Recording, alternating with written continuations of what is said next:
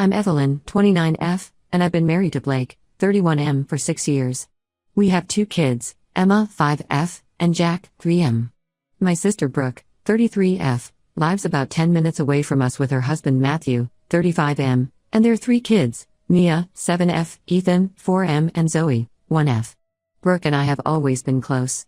Growing up, we shared a room and were practically inseparable.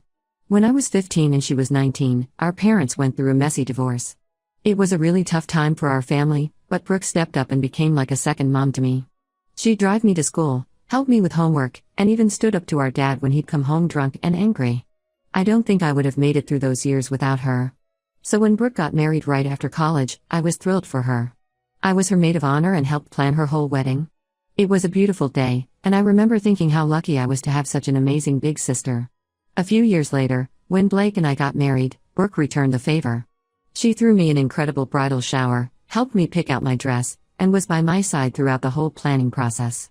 On our wedding day, her speech made everyone cry happy tears. She talked about how proud she was of me and how she knew Blake and I would have an amazing life together. When Brooke had her first kid, Mia, I was over the moon to be an aunt. I offered to babysit occasionally to give her and Matthew a break. At first, it was just once in a while, maybe an afternoon here and there so they could have a date night. I loved spending time with Mia and watching her grow. But over the last couple of years, things have gotten out of hand. When Ethan was born, Brooke started asking me to watch the kids more often. It went from once a month to once a week, then multiple times a week. She'd drop them off for a couple hours and then not pick them up until late at night. I work from home as a graphic designer, and it's really hard to get any work done with 3 extra kids in the house. My own kids' routines get disrupted too. Emma is in kindergarten now and needs help with her homework in the afternoons. Jack is at a stage where he needs a lot of attention and doesn't nap well when the house is noisy. Every time I tried to say no to Brooke, she'd guilt-trip me. She'd talk about how stressed she is with 3 kids and how she has no one else to help. She'd remind me of all the times she helped me when we were younger, implying that I owe her this. It made me feel terrible, so I'd give in. Things really started to escalate when Zoe was born last year. Brooke had a difficult pregnancy and was on bed rest for the last 2 months. I practically moved in with them to help out. I was taking care of Mia and Ethan, doing their laundry, cooking meals, all while trying to keep up with my own work and family. Blake was amazingly supportive, picking up the slack at home, but I could tell he was getting frustrated. After Zoe was born, I thought things would go back to normal. But Brooke struggled with postpartum depression and leaned on me even more. I wanted to be there for her like she'd been there for me, but it was taking a toll on my own family and career. The situation came to a head last month. Brooke texted me at 11 p.m. on a Tuesday asking if I could watch all 3 kids the next day from 7 a.m. to 7 p.m. because she and Matthew both had to work. I told her I couldn't because I had an important client meeting. This client was a big deal, landing their contract could really boost my freelance business. Brooke kept begging and said she'd lose her job if she missed work. I felt horrible, but I stood my ground and said no. The next morning at 6:30 a.m., Brooke showed up at my door with all 3 crying kids. She literally dropped them off and drove away before I could say anything. I was furious. I had to cancel my meeting and lost that client. When Brooke finally picked the kids up that night, I told her this could never happen again. She started crying and saying I don't understand how hard it is for her. She talked about how overwhelmed she feels trying to balance work and motherhood. She said I was being selfish and that family is supposed to help each other. She brought up all the times she'd helped me in the past and said she thought she could count on me. I snapped. All the frustration and resentment I'd been holding back came pouring out. I told her I'm not a free babysitting service. I reminded her that I have my own family and career to think about. I said from now on, I'd only watch her kids once a month max, with at least a week's advance notice. Brooke got really angry. She accused me of abandoning her when she needed me most. She said I'd changed and become selfish since I got married. She even implied that Blake was turning me against my family. She stormed out and has been giving me the silent treatment ever since. Our parents got involved too. They're furious with me. Mom called and said I'm being cruel and that Brooke is struggling and needs support. She reminded me how Brooke took care of me during their divorce and said I owe her. Dad, who's usually not involved in our lives, even reached out to lecture me about family loyalty. Blake is on my side, but says I should just give in to keep the peace. He hates seeing me upset and thinks it might be easier to just go back to babysitting. But I feel like if I give in now, nothing will ever change. I feel awful. Brooke has always been there for me, and I hate that our relationship has come to this. But I also feel like I'm being taken advantage of. I love my nieces and nephew, but I can't be responsible for them all the time. I'm worried that if I don't set boundaries now, I'll end up resenting Brooke and the kids. Am I the asshole for putting my foot down about babysitting? Should I just suck it up and help my sister? Or am I right to set boundaries? Update 1. It's been about 2 weeks since my original post, and a lot has happened. First, I want to thank everyone for their supportive comments.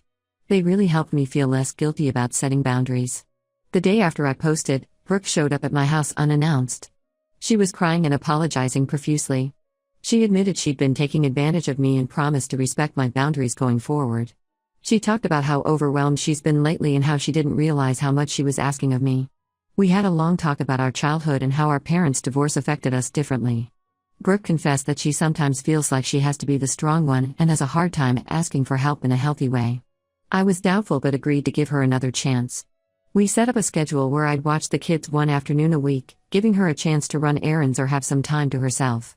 We also planned a sister's day out for the following weekend, something we hadn't done in years. Things were okay for about a week. Brooke stuck to the schedule and was much more appreciative when I did watch the kids.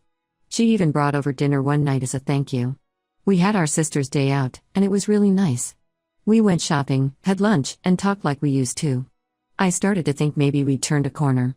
But then last Friday, everything fell apart again. Brooke called me in a panic at 4 p.m., saying her regular sitter had canceled last minute and she had an important work dinner. She begged me to watch the kids just this once, swearing it was a real emergency. Against my better judgment, I agreed. She dropped them off at 5 p.m., promising to be back by 9 p.m. at the latest. But 9 p.m. came and went with no sign of Brooke. I texted and called her repeatedly, but got no response. The kids were getting cranky and worried. Mia kept asking where her mom was, and I didn't know what to tell her. By midnight, I was really worried. This wasn't like Brooke at all. I called our parents, but they hadn't heard from her either. Dad drove over to Brooke and Matthew's house, but their car wasn't there. Mom was talking about calling hospitals. I was trying to stay calm for the kids, but inside I was panicking. Finally, at 2 a.m., Brooke stumbled in completely drunk. Matthew was half carrying her. Turns out there was no work dinner. They had gone out partying with friends and lost track of time. When I confronted her, Brooke got belligerent. She accused me of trying to make her look bad and said I should be happy to spend time with my nieces and nephew. I was livid. We got into a huge argument, with Brooke slurring her words and me trying not to yell and wake the kids. I told her to get out of my house and that I was done being her doormat. Matthew apologized profusely and practically dragged Brooke out. The next day, Brooke tried to apologize again. She sent a long text about how embarrassed she was and how it would never happen again. But I wasn't having it. I told her I was done being taken advantage of and she needed to figure out her own childcare from now on. Brooke didn't take it well. She got angry and accused me of being selfish and abandoning her kids. She brought up our childhood again, saying she'd sacrificed so much for me and this is how I repay her. She even threatened to tell our parents about some stupid things I did as a teenager if I didn't get over myself and help her. Now she's been badmouthing me to our entire extended family. She's telling everyone that I've changed, that I think I'm too good for them now that I'm married with my own kids. Most of them are taking her side and calling me heartless. I've gotten calls from aunts and uncles I haven't spoken to in years, all lecturing me about family loyalty. Even Blake is starting to waver. He hates conflict and says maybe I should give Brooke one more chance for the sake of family peace. He suggested we invite Brooke and her family over for dinner to talk things out. But I'm worried that if I give in now, we'll just end up back where we started. I'm standing firm for now, but the guilt and pressure are getting to me. I keep thinking about how Brooke was there for me during our parents' divorce, how she helped me through my first breakup, how she supported me when I was struggling in college. Have I forgotten everything she's done for me? Am I being unfair? But then I remember how she's been treating me lately, how she lied about the work dinner and left her kids with me all night while she partied. I think about all the work I've missed and the strain it's put on my own family. I'm torn between my love for my sister and my need to protect myself and my immediate family. Did I overreact? Should I give Brooke another chance? Or am I right to stand my ground? Update 2. It's been about a month since my last update, and things have only gotten more complicated. Shortly after my last post, I found out that Brooke's erratic behavior wasn't just selfishness, she's been struggling with alcohol addiction. The truth came out in a family meeting called by our parents. Apparently, Brooke's drinking had been a problem for a while, but she'd been hiding it from everyone. It started about a year ago, after she went back to work following her maternity leave with Zoe. The stress of juggling 3 kids and a demanding job got to her, and she started having a glass of wine or two to unwind in the evenings. Over time, it escalated. She'd drink on her lunch break, hide bottles around the house, even drink before picking the kids up from school. Matthew had been covering for her, making excuses when she missed events or showed up late to things. He thought he could handle it on his own and was too ashamed to ask for help. The situation came to a head when Brooke got fired from her job about 2 weeks ago. She showed up to an important client meeting visibly drunk and made a scene. Her boss had no choice but to let her go. That's when Matthew finally reached his breaking point and told our parents everything. Learning all this, I felt a mix of emotions. On one hand, I was relieved to know there was a reason for Brooke's behavior beyond just taking advantage of me. On the other hand, I was hurt that she'd been lying to me for so long. We used to tell each other everything, and it pained me to think of her struggling alone. Our parents staged an intervention and convinced Brooke to go to rehab. She'll be there for at least 30 days. Matthew is trying to juggle work and taking care of the kids on his own. He's taken a leave of absence from his job, but he's worried about their finances. I felt terrible when I found out. Part of me wanted to step in and help with the kids while Brooke is getting treatment. I thought about how she'd always been there for me and wondered if I'd failed her by not noticing her struggles sooner. But another part of me is still hurt and angry about how she's treated me, especially the incident with the drunken night out. After a lot of soul-searching and discussions with Blake, I decided to offer limited help. I agreed to watch the kids 2 afternoons a week while Matthew is at work. But I made it clear that this is temporary and doesn't mean I'm going back to being on-call childcare. I also insisted that Matthew look into other childcare options for when Brooke gets out of rehab. Some family members are praising me for stepping up, saying this is what family is all about. But others are still saying I should do more. They think I should have the kids full-time while Brooke is in rehab, or that I should put my work on hold to help out more. I don't think that's fair to me or my own family. I'm trying to find a balance between being supportive and maintaining boundaries. It's not easy. I love my nieces and nephew, and I want to be there for them during this difficult time. But I'm also still dealing with my own feelings of hurt and betrayal. I've started seeing a therapist to help me process everything that's happened. It's bringing up a lot of old feelings from our childhood, the pressure I always felt to live up to Brooke's example, the guilt I carry for relying on her so much during our parents' divorce. I'm realizing that our relationship hasn't been as healthy as I thought for a long time. For now, I'm taking it day by day. I'm trying to be there for my nieces and nephew without sacrificing my own well-being or my immediate family's needs. It's a delicate balance, and I'm not always sure I'm getting it right. Am I doing the right thing? Should I be doing more to help? Or am I already overextending myself? Update 3. It's been 2 months since my last update. Brooke completed her 30-day rehab program and has been sober for about 6 weeks now. She's attending AA meetings regularly and seems committed to her recovery. When she first got out of rehab, Brooke came to me and gave a heartfelt apology. We met at a cafe, just the two of us, and talked for hours. She acknowledged how badly she'd treated me and said she wanted to make amends. She explained how her drinking had spiraled out of control and how ashamed she felt about lying to everyone. She asked if we could try to rebuild our relationship slowly. I was cautiously optimistic, but still wary. The hurt and anger I'd felt hadn't disappeared overnight. We agreed to start with short, supervised visits where she could see her kids at my house. These visits were awkward at first. Brooke seemed unsure of herself around the kids, and they were confused about why they couldn't go home with her. But over time, things got more relaxed as Brooke proved she could stay sober and be responsible. Last week, Brooke asked if she could start babysitting my kids occasionally to give me a break. She said it would help her feel useful and give us a chance to bond again. I was hesitant at first. The idea of leaving my kids with her brought up a lot of anxiety.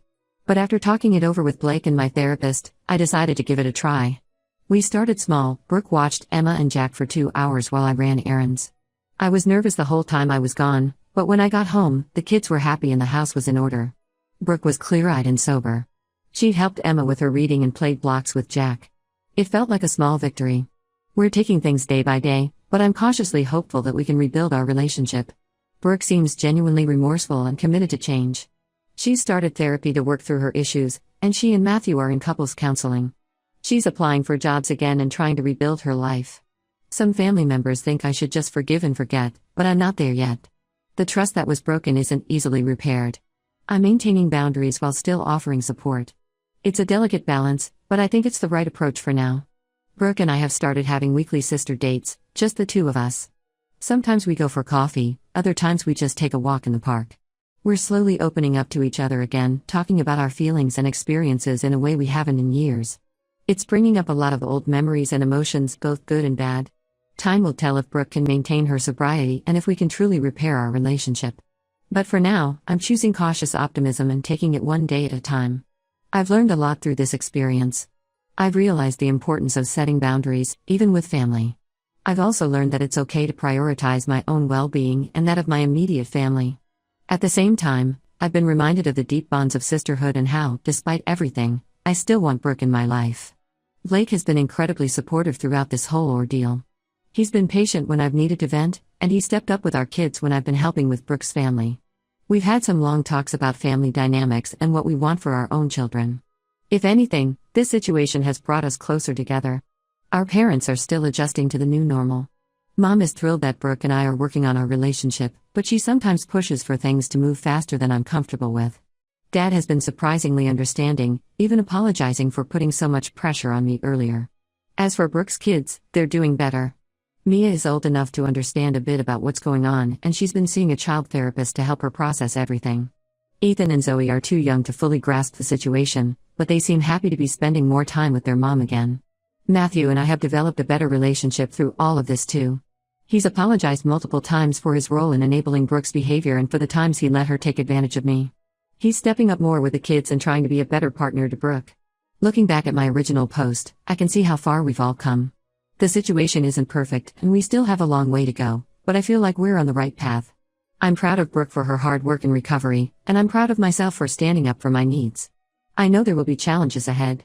Recovery is a lifelong journey, and there may be setbacks along the way.